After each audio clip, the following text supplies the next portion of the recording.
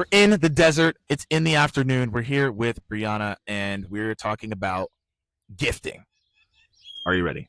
I was born ready, actually. Oh, okay. That's great. I'm born to talk about gifting. So, well, the first thing that we're going to talk about is what are campaigns that you've run with gifting that have gone extremely well, and then walk us through that process and strategy. Okay, so for my clients, the simplest campaigns have actually worked the best, like just sending out basically like a gifting marketplace for them to pick their own gifts under a certain price point. That's been really great, really impactful. They think it's really personal. It's gone well. It's really helped with retention. But the majority of my gifting campaigns are actually with influencers. That's what I do with Verbatim. And so what I've found to be really cool and kind of outside the box is gifting experiences. So instead of sending an influencer like a box to open or a package to unbox or whatever, instead we like send them on a trip, or we host a dinner for them, or we basically do something that's outside the box and lets them actually engage with the brand in a way that isn't just like this static package. Well, I haven't been invited to any trips.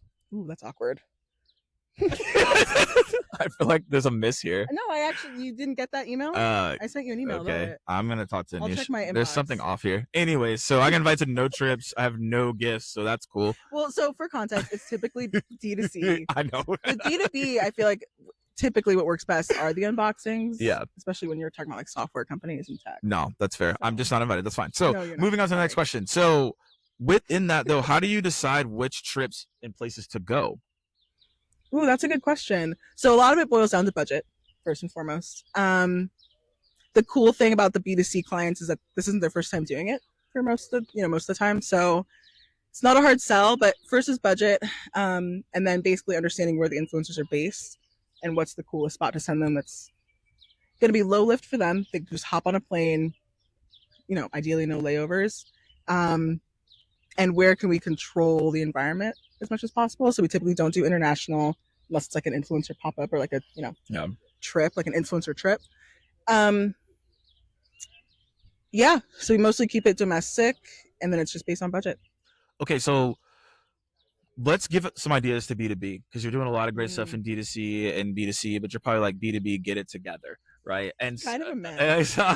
So that's probably where your head's at. So from the B2B perspective, what are some ideas around gifting that they could do with their influencers that you think that would be cool that no one's doing right now?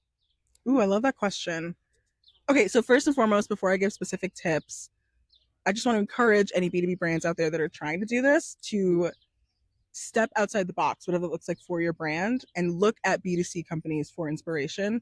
Obviously, it's going to be a different product, different industry, so you have to tailor it to your audience. But I think with B2B, especially when it comes to influencers, like B2B brands are trying so hard to kind of get into this space, and we're all doing the same thing.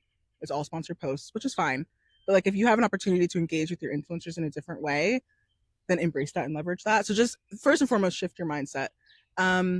Outside of that, I would say look at experiences, especially now. Ever since the pandemic, I'm curious what you think, but ever since the pandemic, people are just craving in-person experiences.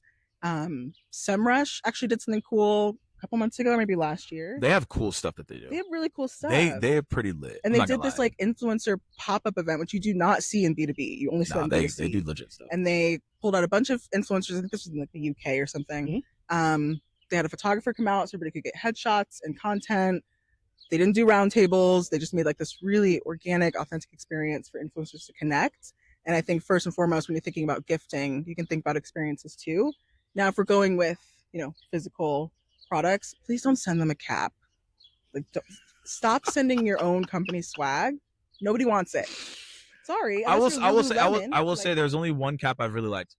Slack's cap was fire. I want a Slack cap. It's like oh my gosh, it's like linen. Ooh. Like fine linen, like black threaded. Ooh. I'll show it to you. Take it back. I'll show it. No, I was lit. I was like, can I get more? They were like, yeah. They gave it to me for an activation. It was like, and yeah, it's lit. Did you get me one? No, I didn't know you at that point. Actually, Okay. I didn't know you at that point. That's fine. I'll show it to you though. Yeah, I want to see this. Yeah. But yeah, don't go with your company swag unless it's really cool. Exhibit A. Think about what your influencers or your creators are actually looking for, what interests them, and then go with that. I love that. As we wrap up here, the final question is, when you're thinking about like gifting and like all the different things across the board, what do you feel like is the like the number one gift right now that people could be focused on, or swag people could be focused on? Because you've been to a lot of events. So what do you think like swag should be happening? Okay, maybe this is a spicy take, but water bottles. But I mean high quality water bottles. Okay, yeah, clarify that because everyone's been dissing water bottles the entire day.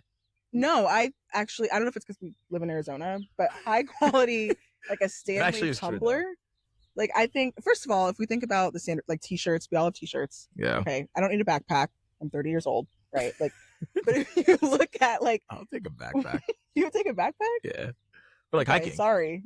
Oh, okay. I don't do that, but yeah. Okay. So with a water bottle, it's simple, easy to carry. If it's high quality, people will use it.